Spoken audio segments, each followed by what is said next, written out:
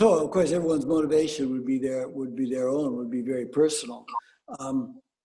But I think that underlying a great thing, shugyo, meaning of shugyo, again, is to come into harmony with the flow of life. To really intensely feel alive, and to move past various obstructions, to come into harmony with your life mission, again, is really, really, really important. I think if you're not in harmony with your life mission, that discord creates a kind of a friction. It's like a noise you're aware of on some level. And people want to be corrected. People want to be connected. People want to be, to feel appropriate and connected. And it's the lack of that feeling that is the cause of a lot of goofiness that people do. And so maybe all or almost all of the horrific things people are doing, to a big extent, a lot of it is just feeling that lack of connection and acting out of frustration, and then certain things become dead and their soul becomes damaged and whatnot. But that feeling of wanting to connect, that feeling of wanting to connect. Some people would say kami, some people would say to divine nature, to really, really feel that intense connection to nature. I think that might be the motivation for shugyo. Because when you're having a shugyo experience, like misogi experience can be quite epic. It's really satoru, it's really epiphany, you're really into the current moment. It's really quite fascinating. And so having that intense life experience, I think, must be the motivation for shugyo. My guess. Do you think the intensity of the practice brings about insights, brings about revelations, and has a accelerated effect upon your development or your evolution? Well, certainly, if we look at misogi shuho, there's many types of misogi, kind of means purification, but archetypal misogi shuho is immersion in cold moving water or in moving natural water. You can't be anyplace else at that time. People have such incredibly well-developed skills of rationalization.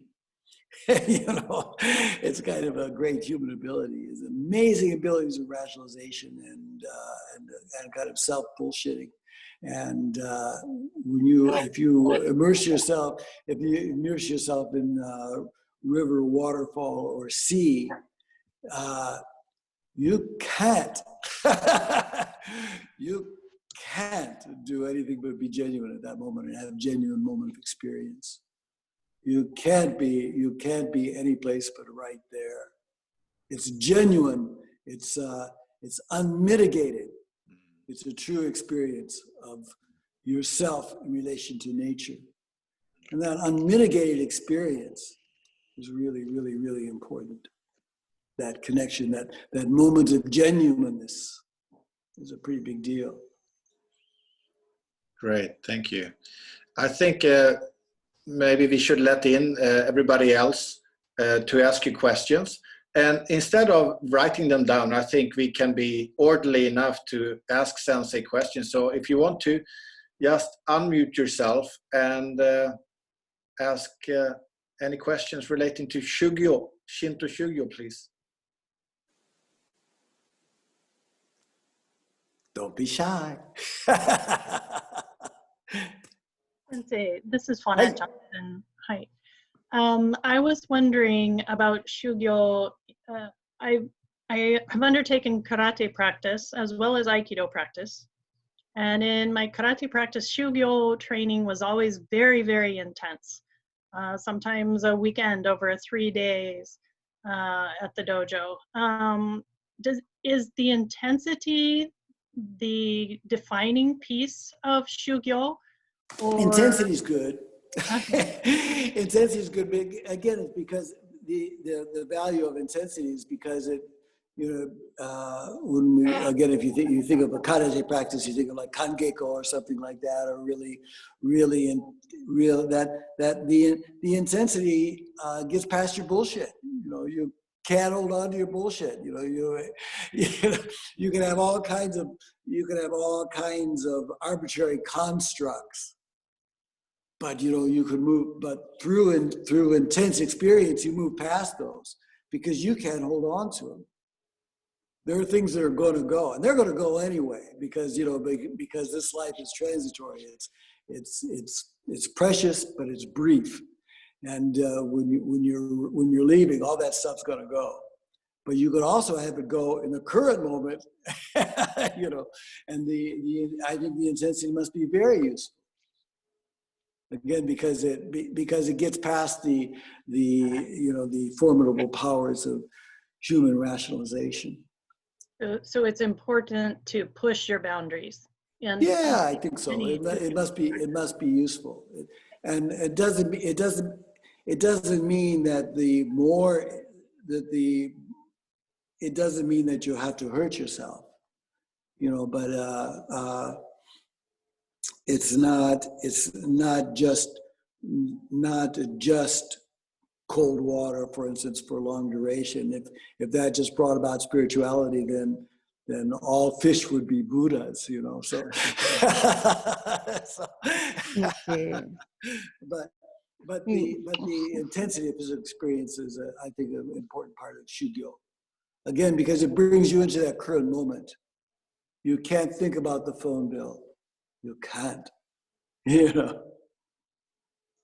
You can't think about some slight from somebody, or you can't. That kind of arbitrary crap drops away, and what you're left with is a life. Thank you.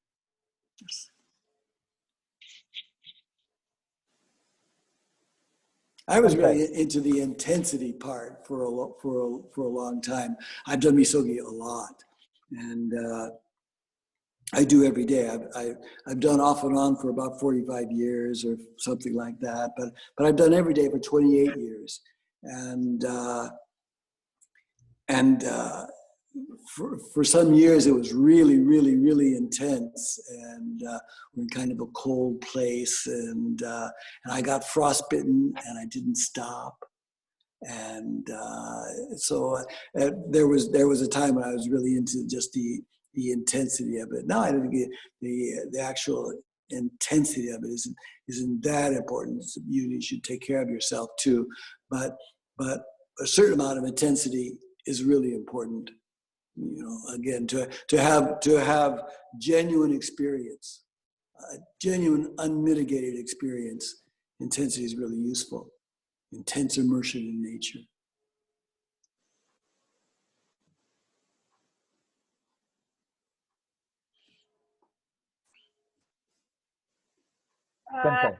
Hello, Sensei. My name is Christina, and I'd like to ask, so the term Shugyo, it refers a lot, then it has to be related to nature, basically. So some sort of purification practice. Everything is related to nature.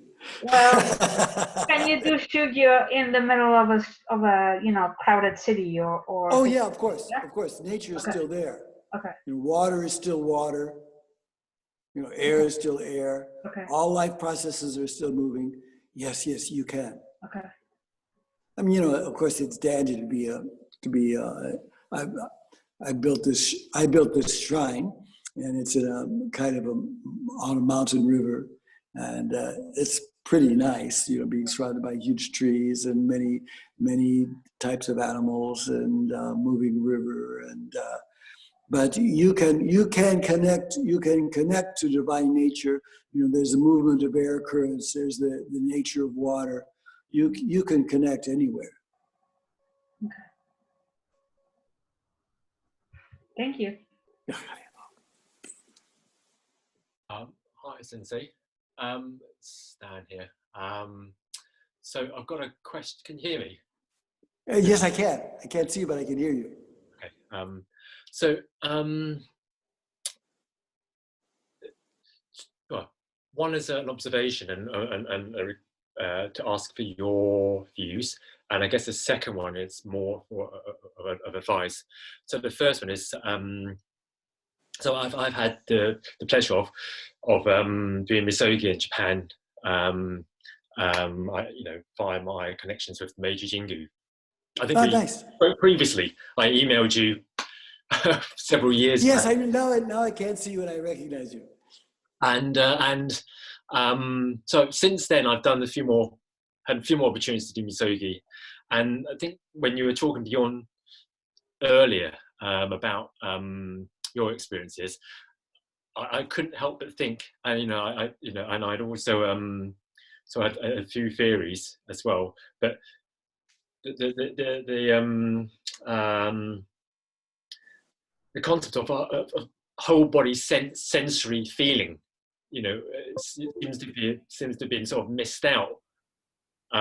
This whole body immersion. You're talking about immersion, talking about speaking to someone else about pushing yourself, but that's a whole body sense, and I'm just wondering what your views on that are. And then my second question is in the current times of sort of social distancing, lockdown, more sort of disconnected practices from people, via Zoom or via other devices. That is estimated to be $60 trillion over 10 years, correct?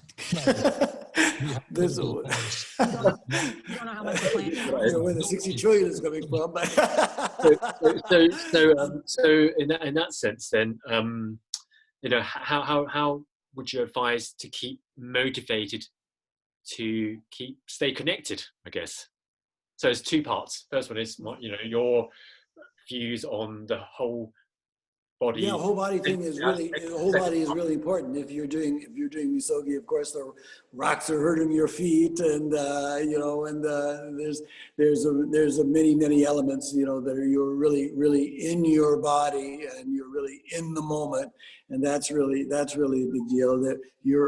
That's immersion. Misogi is immersion, and so yeah, that's a big thing. I certainly agree with that. And there's some weird days we're living in, that's for sure. But nature is undeterred. Nature is always there. Nature is always trying to be self-correcting. And you can always touch a tree. You could always hug a tree, and and really feel that grounding into the earth and the reaching for heaven and the in-breath and the out-breath of the tree. And the real nature of life, which goes right into the quantum realm, is really transcendent and connected, is way transcends all the goofiness that were all the 60 trillion types of goofiness that we're bombarded with. And so the ability to see what's real and remain connected to what's real in the face of all the silliness that we're bombarded with is another really great aspect of Shugyo. It enables us to stay connected. And so even if we're in an urban environment, we can throw salt, and we can throw salt and really do all that. We can do like on the my shrine has Facebook page, Sabaki Shrine Facebook page. There's a couple of pages, but the correct one you can get to from the website. But there's a big file on Misogi Shuho in the shower. And and you can do it. You can really do all the exercises, do all the physical exercises that are Seimakai Gaiki Junbi Taiso, Ame no Tori Furu no Gyo, Furitame no Gyo, and then also do Ota Kebi, shouting the various things and praying Misogi no Harai, throw salt, be in a cold shower, and you will really feel different. It will really, really, really be effective. And, you know, go to a park and touch a tree, and, you know, earthing is really important. If you can find some place to be barefoot on the ground, that's really important.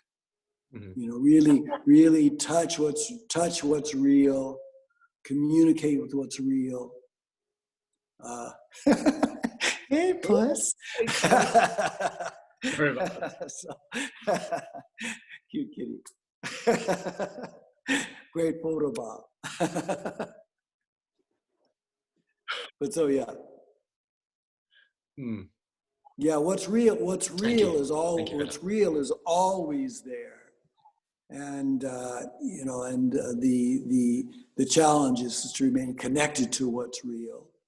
And but you know, but also I think it's also important to recognize that, you know, we'll move in and out of various levels of connection with what's real.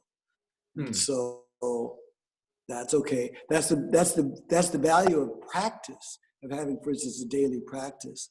Is that, you know, some days you're totally preoccupied, totally obstructed, totally stuck in all the junk, but you do the practice. And other days you have the total satoru. You're totally connected to the quantum realm. You see everything, and you do the practice. The practice is really important. That's a big meaning of Shugyo. Daily practice. When you feel great, when you feel awful, doesn't matter. Daily practice. And sometimes it will be delightful and ecstatic, and sometimes it'll be awful. Doesn't matter. You know, it doesn't matter. Just practice. Thank you for that. Yes.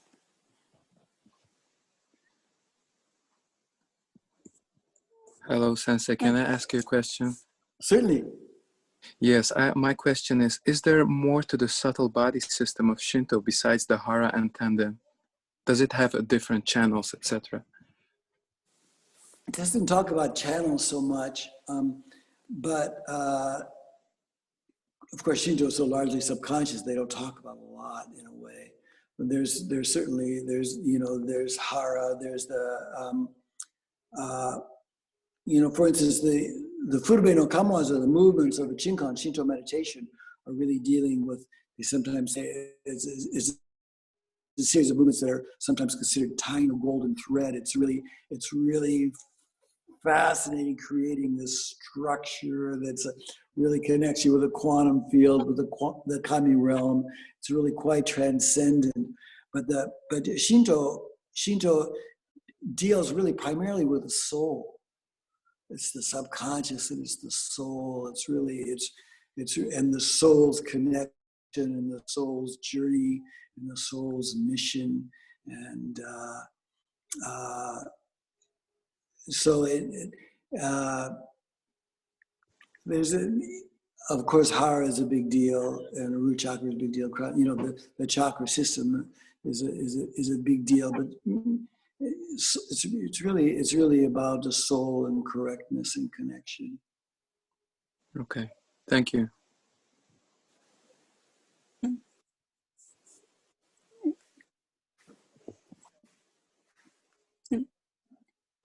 I have a question.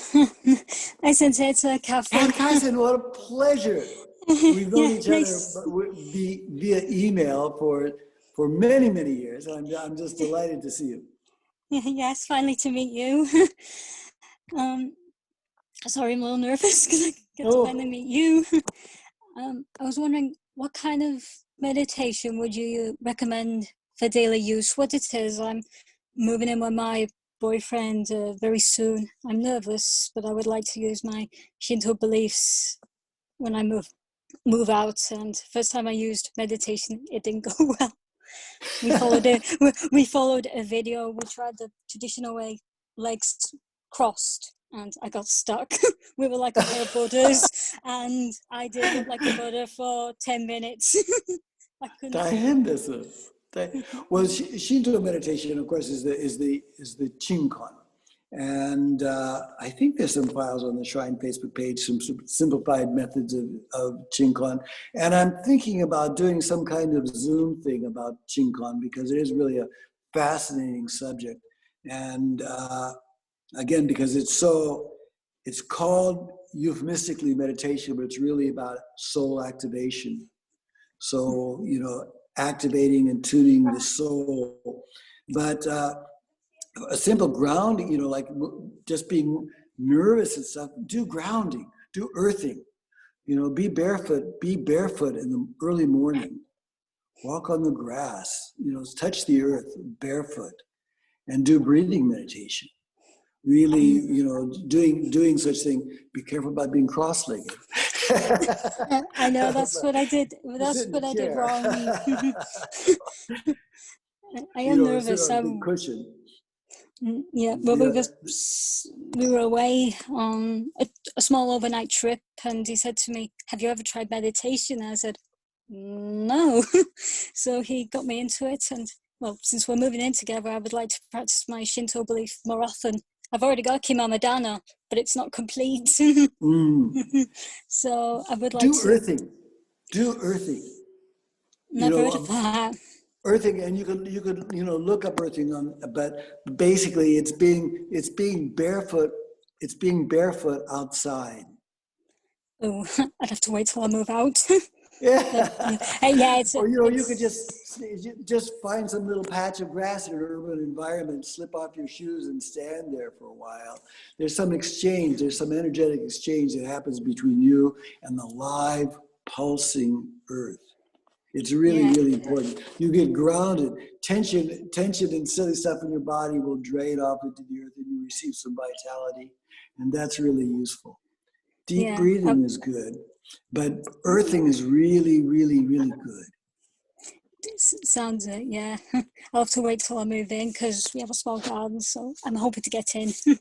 Yes. I've been sending Olivia some pictures of the place we're going to move in, so hopefully small garden, so I can do that then. Yes, all you need is a square foot of unpaved soil. Yeah, I've been telling them some little place. Walk in a park and slip off your shoes, and really just touch the earth and breathe deeply and let tension drain away. And when the tension drains away, see what comes in.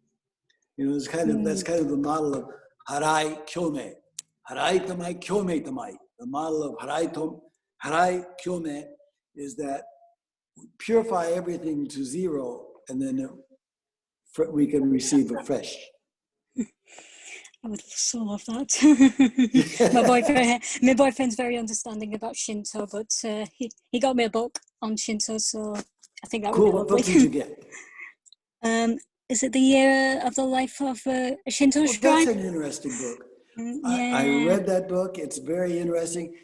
It's not a great book about how to enhance your spirituality, but it's an interesting look at the secret world of the Samsho. Samsho is a shrine office. And so that was a Suwa Jinja, Suwa Taisha. And I've spent lots of time in shrine offices. And they're really, it's an interesting secret world. Shinto Kanushi, Shinto priests, most people don't talk to, and they seem really esoteric and far away. And even if you go to a shrine and arrange to have a ceremony, you don't really talk to a Shinto priest usually. They just walk by a corridor and look very otherworldly, and then they disappear into an office. Well, in that office, it's kind of like a barrel of monkeys. They're just a bunch of wacky guys. But it's a pretty secret world. And The Year in the Life of a Shinto Shrine is a kind of a good glimpse of some of the politics and the concerns of what's called a salaryman, Kanushi. Kanushi, who is a lifelong salaryman, Kanushi. And so as a glimpse into their reality, it's a good book. As a book about enhancing your own spirituality, it's not so good, but it is a really interesting look into the world. It's a pretty accurate look at the concerns and reality of a shrine Shinto priest in a large shrine. It will be, yeah. Looking forward to getting it from my boyfriend. Yeah, cool. Yeah, for my birthday. Cool. No, yeah, thanks, Sensei. Arigato. Yeah.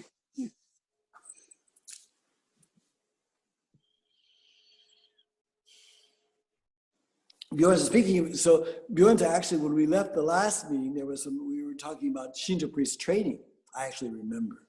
And this is an interesting segue, the year in the life of a Shinto shrine, which is the look of a salaryman priest. You know, one time I had an assistant priest from Japan years and years ago, probably, I don't know, more than 20 years ago, 25 years ago, 30 years ago or something like that. And I remember first learning about salaryman priests, because for me, Shinto was like life. I couldn't get enough, you know, it was really life. And for many Shinto priests, it's a job. And many times there are really some super connected Shinto priests, amazing spirituality and connection. But for many Shinto priests, it's a job, and maybe a job they inherited. For most Shinto priests, it's a job they inherited. And but the training of a Shinto priest, interestingly enough, is not esoteric. It has esoteric elements, but the training of a Shinto priest is mainly how to conduct ceremonies. The training of a Shinto priest is really how to correctly conduct ceremonies, because the truth of the things that is carried out, you know,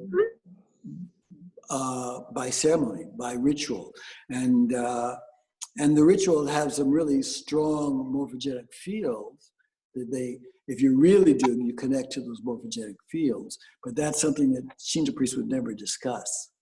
So it's the training of Shinto priests, interestingly enough, is really ritual oriented, but really deep, penetrating levels of ritual, and it's really quite fascinating. A professional Shinto priest, a ceremony done by many Shinto priests, has many shoyaku, many roles within it, and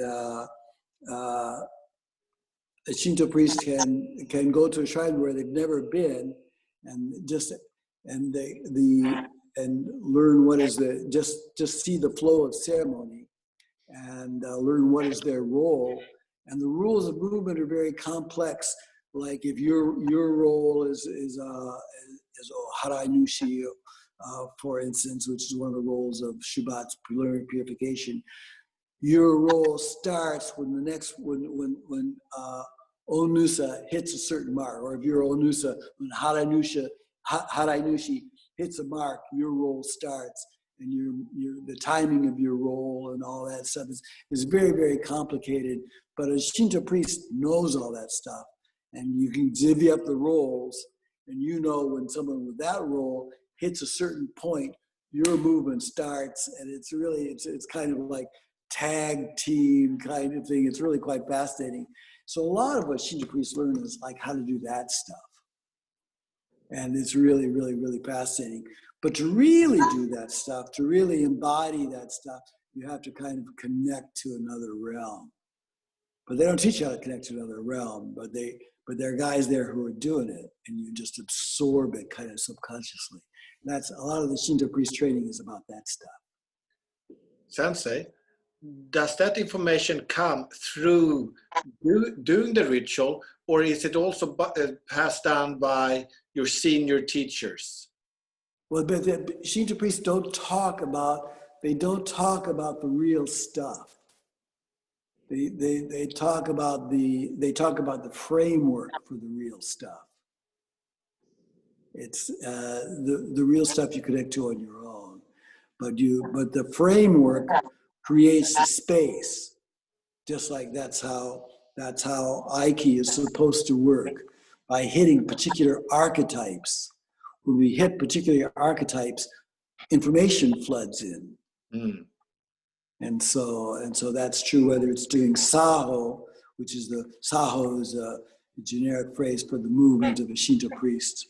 Saho is a movement that's thought to be pleasing or not disturbing to Kami. And so Saho is a framework for the life of the ritual. And in the same way, Waza, if you really do Waza, not the outside of the Waza, but the inside of the Waza, then information floods in. So, you're connecting to certain fields of consciousness. Sensei, I don't know if you can see me, but my name is Deborah. I have a quick... I'm sorry, I can't, but maybe I'll try scrolling. Let's see what happens. No, it's okay. So my question, I would like to ask you about the relation between Shugyo and service to others. Because you've really emphasized that the connection to nature is essential for Shugyo. And yes. I'm just wondering if serving others in any one of many different ways, and that connection that we get to other people when we do that, would you consider that to be a form of Shugyo? Or? Definitely that's Shugyo. Definitely that's Shugyo. Interesting enough, Sensei, are we running out of time? No, only 1 minute left. Okay. Tate Musubi, the Aiki cross. The Aiki cross is horizontal connection, which is Yoko Musubi, and vertical connection. So that horizontal, the service to others is the horizontal connection. It's incredibly important, of course. If you come into realization that everybody is alive, then of course you want to help life and help everybody the best way you can. Arigato. I'm sorry we can't talk about this more. I know. Thank you so much, Sensei, for coming. Thank you, everybody, for coming. And this is recorded, so you can listen back to it later. And love to see you another time, Sensei. Arigato. Sensei domo. Odaiji ni mina be genki. Mina be genki. Be filled with vitality and joy. Go.